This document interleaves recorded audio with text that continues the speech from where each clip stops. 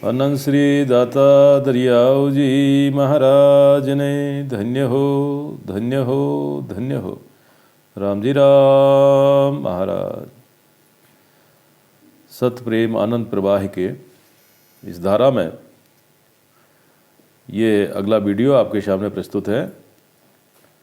प्रिय मित्रों, बहुत समय होगा और बहुत बड़ा गैप बीच में हो चुका है दूसरे वीडियो आने में। फिर भी चलिए, अब आपको क्रम से ही वीडियो मिलते जाएंगे।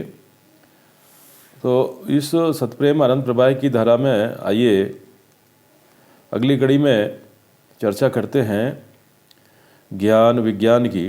तो सबसे पहले आध्यात्म का जो सरल ज्ञान है, वो सरल ज्ञान क्या है, इस विषय पर बात करते हैं। आध्यात्मिक ज्ञान के लिए जो मूलभूत ज्ञान है, उसका सरलतम पहलू यदि आप देखें तो इस प्रकार से आता है कि सबसे पहले तो यह जानना है कि आप आखिर में हैं कौन, आप कौन हैं। इसके बारे में संतों ने कहा है कि चेतन माया ब्रह्म से सबकी उत्पत्ति होए, ताका तुम अवतार हो। इस जीव का अवतार कहाँ से हुआ, तो फरमाते हैं चैतन्य, एक ब्रह्म चैतन्य जो सत्ता है वो, और उस ब्रह्म चैतन्य जो निराकार है, उसी चैतन्य ब्रह्म से ये साकार जो हुआ वो माया हुई। वो चैतन्य ब्रह्म है तो वो है शब्द, और दूसरी माया, चैतन्य माया ब्रह्म। ब्रह्म क्या है? ब्रह्म वो सत्ता है, वो इस चैतन्य ब्रह्म और माया से अलग है, वो इसका आधारभूत है। जैसे कि सूर्य है, सूर्य का प्रकाश हो रहा है और प्रकाश से सारी चीज़, सारी सृष्टि जो है पैदा हो रही है। बिना सूर्य के ये सृष्टि का प्रकाश का आगे बढ़ना संभव नहीं। तो एक है प्रकाश, और दूसरा जो डेवलप हो रही है जीव जंतु सृष्टि सारी चीज़ें, वो माया। और सूर्य अपनी जगह पर है, सूर्य इसमें इन्वॉल्व नहीं है, लेकिन उसके होने मात्र से प्रकाश होता है और प्रकाश से माया हो रही है। उसी प्रकार से चेतन माया ब्रह्म से, ब्रह्म जो है वो एक आधारभूत सत्ता है, वही इसलिए उसको आत्मा कहते हैं। वह आत्मा किसी एक व्यक्ति की, एक जीव की नहीं, बल्कि सारे संपूर्ण ब्रह्मांड की सत्ता का जो आधार है वो उसकी आत्मा है। यदि वह चैतन्य, वह ब्रह्म नहीं है, तो फिर ये चैतन्य भी नहीं रहता है और माया भी नहीं रहती है, इसलिए इसकी आत्मा कह देते हैं। और जब जीव के बारे में संदर्भ में बात कर देते हैं तो उसको आत्मा कहते हैं, और जब संपूर्ण अनंत ब्रह्मांड की बात करते हैं तो उसको परमात्मा कहते हैं। बस इतनी तो बात है। इसलिए कहते हैं आत्मा ही परमात्मा है। यानी कि ये जैसे कि सारे अनंत कोटि ब्रह्मांड की सत्ता का आधार वह सतचेतन सर्वव्यापक अविनाशी सत्ता है, जिसको परमात्मा कहते हैं। और उसी तरह से इस घट के अंदर, हमारे आपके अपने घट के अंदर, वही परमात्मा की सत्ता जो आत्मा स्वरूप से विराजमान है। आत्मा, अब आत्मा कहते हैं तो आप कहीं ये कल्पना मत करने लगती कि आत्मा छोटी है, कि प्रकाशमय है, कि ज्योतिमय है। नहीं नहीं, इससे उसका कोई संबंध नहीं है।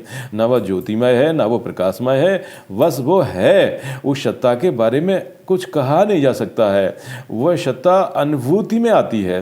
तो ऐसे ही चेतन माया ब्रह्म से, ब्रह्म यानी कि वो परम सत्ता, और चैतन्य यानी कि वो परम सत्ता के आधार से जो चेतना सारे जगत में अण अण कण कण में व्याप्त है, उसको ब्रह्म कहा जाता है। और उसी ब्रह्म से माया, माया यानी कि उससे शून्य हुआ, महाशून्य हुआ, महातत्व हुआ, पृथ्वी जल अग्नि वायु आकाश, पांचों तत्वों का निर्माण हुआ। और उन पांचों तत्वों और ये चैतन्य के संयोग से एक जो नई सत्ता जागृत हो जाती है, उसको जीव कहते हैं। वो आपका स्वरूप है, उसको आप कहते हैं कि मैं हूँ।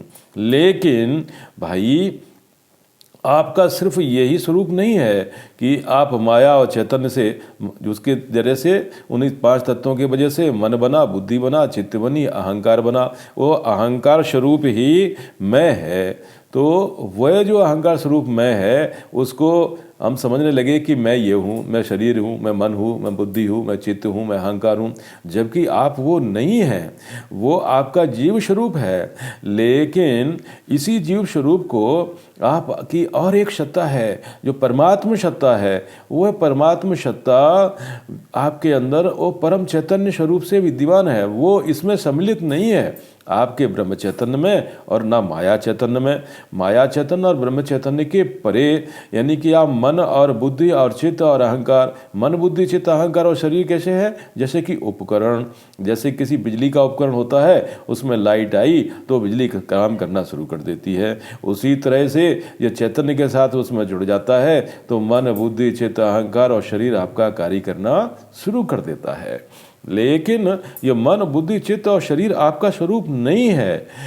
अब इसके आगे जाते हैं तो जो चैतन्य है उस चैतन्य को कह देते हैं कि ये हमारा स्वरूप है, जिसको निराकार की भक्ति करने वाले, निराकार की खोज करने वाले इसकी को परमात्मा मान बैठे हैं, जबकि यह ब्रह्म परमात्मा नहीं है। यह ब्रह्म निराकार चैतन्य आपके शरीर का, आपका अस्तित्व का एक अंग है, लेकिन एक दूसरा भी आपका अस्तित्व है जो परम सत्ता स्वरूप इस चैतन्य ब्रह्म और माया के परे है। वो आपका असली एग्जिस्टेंस है वहाँ। लेकिन बात यह है कि उस असली एग्जिस्टेंस में जब आप जाते हो तो आप नहीं रहते हो, क्योंकि आपका जो जीव स्वरूप है, जो माया के रूपी शरीर, मन बुद्धि चित्त रूपी उपकरण, इनसे बनी हुई जो जीव सत्ता है, वो जीव सत्ता क्योंकि उस परम सत्ता को इस मन से बुद्धि से चित्त से नहीं जाना जा सकता, बल्कि इन शरीरों के परे, सूक्ष्म कारण और महाकारण के परे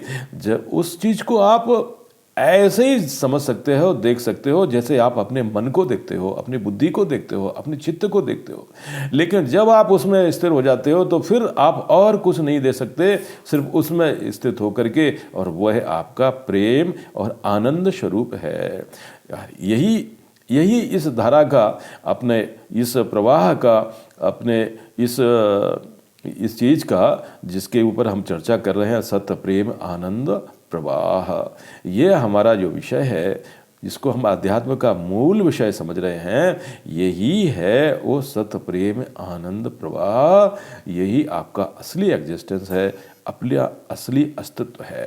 तो मूल रूप से आप ये जान लो, आपके दो स्वरूप हैं। एक जीव स्वरूप जो चैतन्य ब्रह्म और माया से संयुक्त मन बुद्धि चित्त अहंकार शरीर, 5-25 इंद्रियां और 5 शरीर, स्थूल सूक्ष्म कारण और महाकरण, इनसे जो बना हुआ आपका अस्तित्व एक वो, और दूसरा इन सबसे परे जो इन सारी चीज़ों को जान रहा है, वो ज्ञान स्वरूप, वो विज्ञान स्वरूप और वो प्रेम स्वरूप है, उसका आनंद स्वरूप मूल तत्व है।